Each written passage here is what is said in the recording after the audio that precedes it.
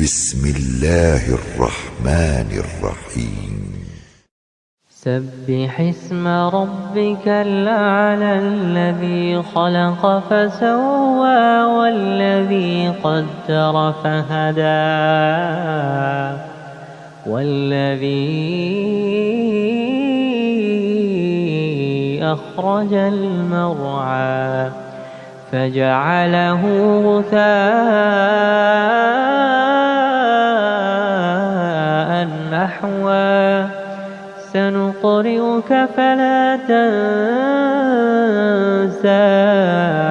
إلا ما شاء الله إنه يعلم الجهر وما يخفى ونيسرك لليسرى فذكر إن نفعت الذكرى سيذكر من يخشى ويتجنبها الأشقى الذي يصلى النار الكبرى ثم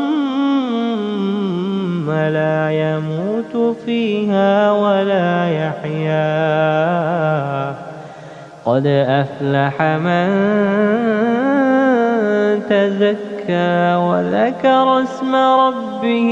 فصلى بل تؤثرون الحياة الدنيا والآخرة خير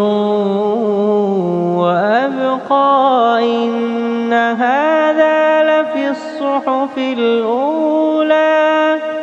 صحف إبراهيم وموسى